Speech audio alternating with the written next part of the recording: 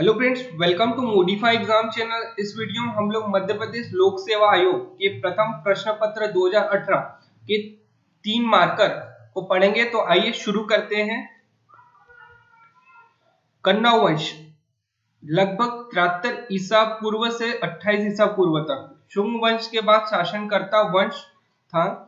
इस वंश की स्थापना वासुदेव ने की थी।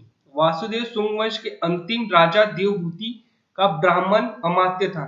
ये 3 मार्क के लिए इनफ है, इतना लिखना। 3 से 4 पॉइंट बनेंगे इससे ही। गौतमी पुत्र सातकर्णी। गौतमी पुत्र श्री सातकर्णी सातवाहन वंश के सबसे महान शासक थे। उन्होंने 25 वर्ष तक शासन किया, साथ ही साम्राज्य को विशाल कर एक अंतरराष्ट्रीय पहचान दिलाई थी। गौतमी पुत्र सातकर्णी ने। मोखरी वंश। मोखरी वंश का शासन गुप्त राजवंश के पतन के बाद स्थापित हुआ था। मोखरी वंश के सामंत ने अपनी राजधानी कन्नौज को बनाई थी। कन्नौज का प्रथम मोखरी वंश का सामंत हरिवर्मा था। उसने 510 ईसा में शासन किया था।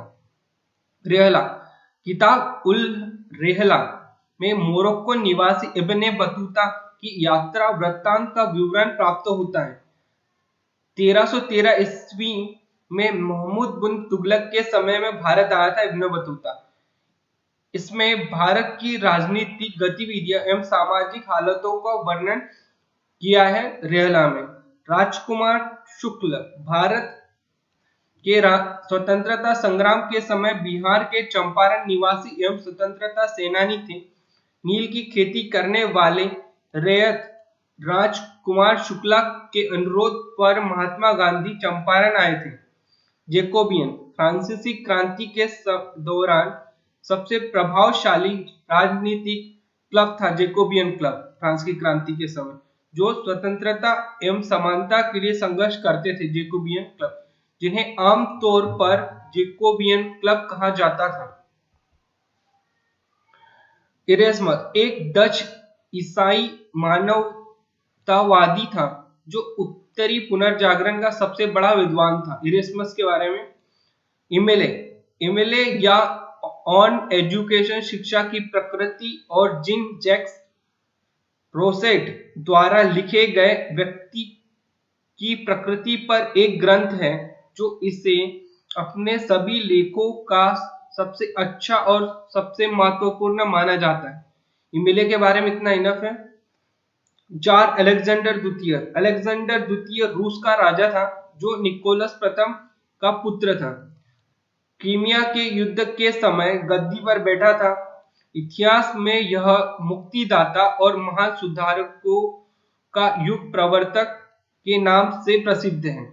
इंपॉर्टेंट है, महान सुधारों का युग प्रवर्तक के नाम से प्रसिद्ध है अलेक्जेंडर। ये 3 मार्कर में इनफ है, इतना सारा। थॉमस ब्रेसी। थॉमस ब्रेसी एक अंग्रेजी सिविल इंजीनियर, ठेकेदार और निर्माण सामग्री के निर्माता थे। 19वीं शताब्दी में दुनिया के अधिकांश रेलवे बनाने के जिम्मेदार थे थॉमस ब्रेसी। इंपॉर्टेंट है, बहुत ही आईएमपी क्वेश्चन है क्योंकि इतने डीप तक पूछा गया है क्वेश्चन जिसकी उम्मीद नहीं थी एमपीपीएससी द्वारा 2018 में। खिज़्र खां। सैयद वंश की स्थापना खिज़्र खान ने की थी, जिन्हें तैमूर में मुल्तान, पंजाब क्षेत्र को मुल्तान कहते, का राज्यपाल नियुक्त किया था। उन्होंने दिल्ली की सत्ता दौलत खान लोदी से छीनकर सैयद वंश की स्थापना की थी। खिज़्र खां के बारे में, ये सैयद वंश के स्थापना की थी खिज़्र खां ने, तथा तैमूर मुल्तान का राज्यपाल नियुक्त किया गया था तैमूर ने इसको। तुलु वंश। तुलु वंश की स्थापना 1505 से 1570 ईस्वी नरसा नायक के पुत्र वीर नरसिंह ने की थी। तुलु इतिहास में इसे द्वितीय बलापहार की संज्ञा दी गई है।